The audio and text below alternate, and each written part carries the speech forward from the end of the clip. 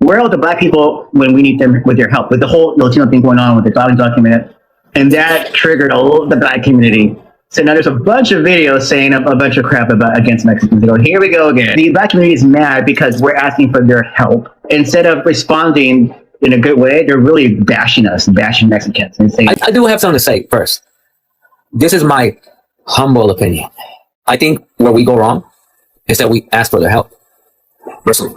And let me elaborate. I don't think that we as brown people should be asking another race of people to help us. I think if another race of people want to help voluntarily, then that's that. I'm gonna give you a great example. I've had a black woman, Latina, but black, right? Who is more involved in the Latino community than the black community. As a black woman, but from Latin America. So much so that before Donald Trump was elected, she reached out to me and said, Ricardo, you have a lot of black people that listen to you. Can you please talk to them to help us Latinos? She's black. She's telling a Mexican guy, can you please talk to your overwhelming black audience to help us Latinos? I'm like, you're black. But you see, this is how these kind of terminologies have kind of ruined us a little bit. That in the case of like black Latinos, if you will, they're so busy, and I mean this with all due respect to the black Latinos, they're so busy trying to be Latinos that they forget about black people. And they're black, from my observation. To the point where a black woman is asking me, and she's got a large following, but she has been using her following to be involved in the Latino community. And she has to ask me, and this is what I told her though. This is what I said. I said, I will not do that. I will not ask black people to help us at all, actually. And what was disrespectful the most was when I saw that over 60% of Latinos voted for Trump. Yeah, I didn't even know that until last week. I said, what? Check this out. So you mean to tell me our own community voted mostly for Trump, and we want another race of people to help us? That's why black people are offended. Yeah. It's like I've heard it all the time. Black people themselves tell me, we voted for Kamala. You want our help? You need to convince your people to help you first. So now imagine black people from the outside looking in, 60-something% of Latinos voted for Trump, and here comes the Latinos asking for their help. That's disrespectful, man. Of course. Go ahead. I've seen black people saying, oh, don't go out there, don't take your black ass out there, don't do none of this, don't do that. I've seen it. But to those black people, I've had to say this. They can't sway my mind. Like, if I feel like if you're thinking with your own mind, you're not listening to what another black person is telling you about doing this and doing that. If you feel what you have to do in your heart, like, go with your gut always, right? But some black people are taking it, and I don't like that they're saying like, oh, don't go out there at all. They don't have nothing to do with you. That's not our business. Because there are black Latinos. There are, black people that's also getting caught up in this ICE situation. So if y'all did or didn't know, there's a protest in LA going on right now between ICE and the black and browns. Mainly, it's an attack on the Mexican community, for real. And from what I'm seeing, it's a whole lot of black motherfuckers surprisingly saying that they shouldn't stand up for it. Are you bit? Are you fucking dumb? Let's be fucking real. I don't know if you ditzy motherfuckers didn't realize, but all that shit was going on with us. Y'all didn't see the Latinos protesting with us? Are y'all fucking stupid? And if y'all did or didn't see that they was there, they were. Point blank, period. Point blank, period. This is not the time where motherfuckers is supposed to be dividing and shit. No, everybody's supposed to come together. This is a human rights problem, period. If you're a black person, you keep trying to tell us to all go out and protest, or trying to convince us to go and protest for the riots and everything's going on with people getting raided by ICE. Baby, if you want to go protest, go ahead and do it. Why are you trying to convince us, baby? You don't need... we don't all need to all be the same. We don't all need to do the same things, okay? You want to go protest, baby? Go ahead. But the majority of us are staying home, minding our business. There's something very uncomfortable happening right now. And it's not just in the streets of Los Angeles. It's inside our own communities. Latino activists are protesting, making noise, taking to the streets, and now they're calling on black people to join them. They're saying things like, we were there for George Floyd, and now it's your turn. But the part that really stings, it's not just Latino voices demanding black presence. It's black people turning on each other. Some of us are out here calling fellow black people cowards, fake woke, inconsistent, selfish, and ungrateful for not dropping everything to go to protest. People are posting whole think pieces, TikTok, and tweets about how we are failing as people if we don't show up for others.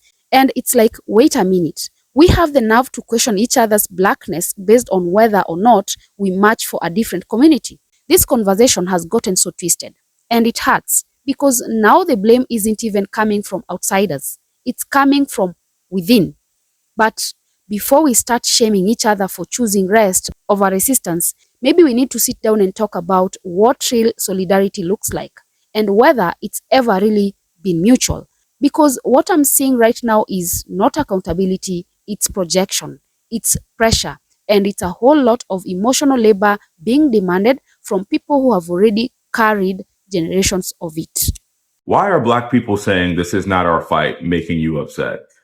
I've seen video after video from Latino creators or Latino people coming online pleading to Black people to put our bodies at the forefront of this fight against illegal ICE raids, against deportation, against roundups, against undocumented people being rounded up and families being disjointed. But there's several reasons as to why you should not be shocked that Black people are sitting this one out. You guys all remember that this is a subset of your community last year. I will vote for Donald Trump.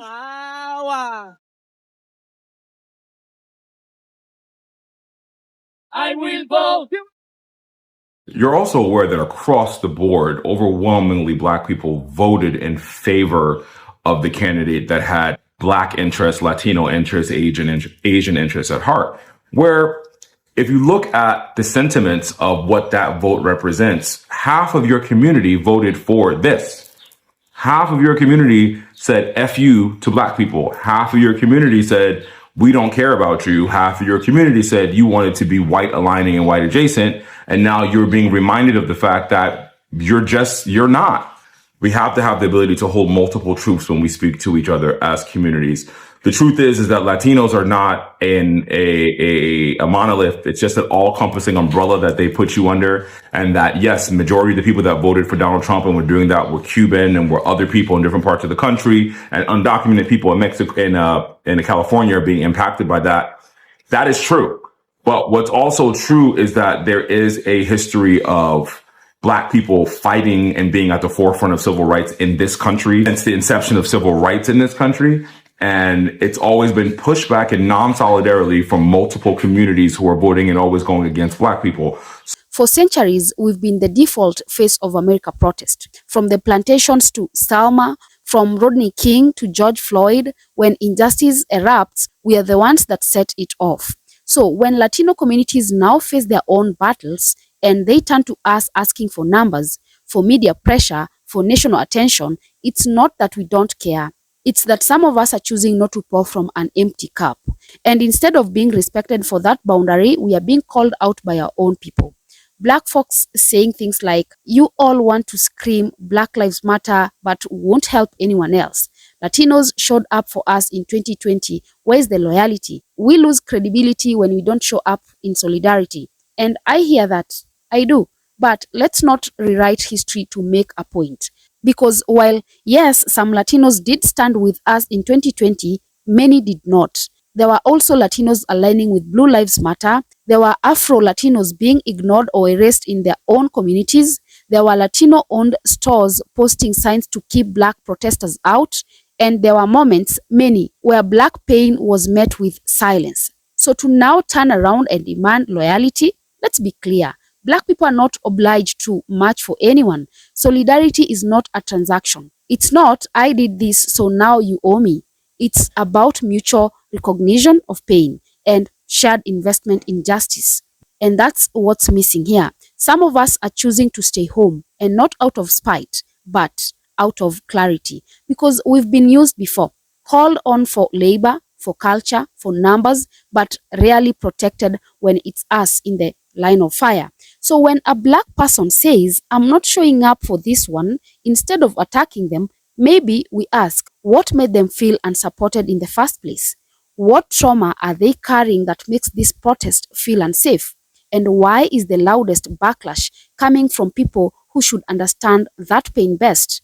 It's easy to demand solidarity when you've never had to carry the cost of it. But for us, the cost has been blood, time, and generations of silence. Maybe this time, choosing rest is the most radical protest some of us can make. Black people, listen to me.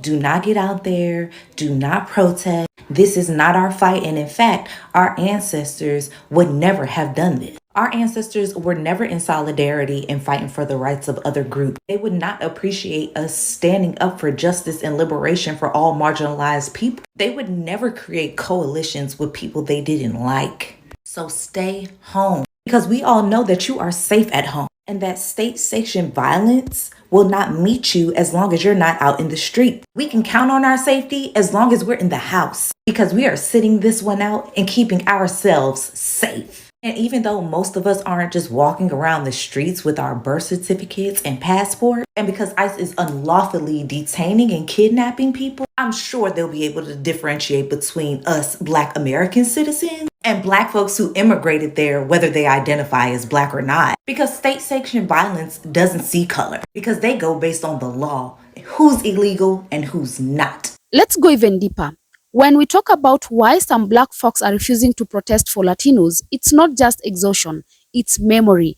We remember being told to go back to Africa by people who now want our voices. We remember anti-Blackness in school hallways, on job sites, in grocery stores, and we weren't imagining it. We remember Afro-Latinos being called every slur in the book in their own homes. We remember how many stood silent during Ferguson, during Tamir Rice, during the uprising in the Baltimore, and still we are the ones being guilt-tripped. Some of us watched our parents march, watched our brothers get beat, watched our sisters get jailed, and now, for choosing peace, we get labeled as sellouts. We are not sellouts, we are survivors.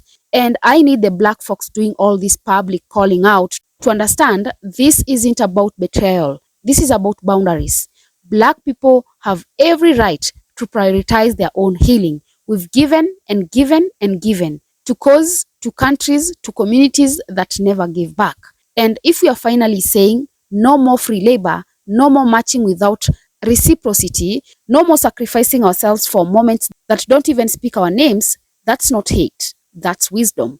And it's overdue. If you're a Black person who feels moved to protest, do that. But don't become the morality police for the rest of us. Don't weaponize guilt and expect loyalty in return.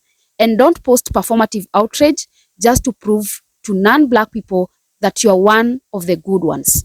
We've done too much code switching already. We don't owe anyone performance. Real solidarity doesn't start on protest day. It starts in daily life. It starts with checking your people when they say something anti-Black.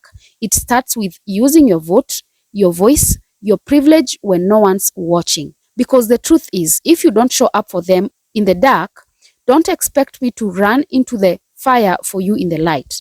Black people are not a utility. We are not a political tool. We are not a guarantee. And we are allowed to say no. So to my Black brothers and sisters out here calling out your own people over this, ask yourself this one hard question.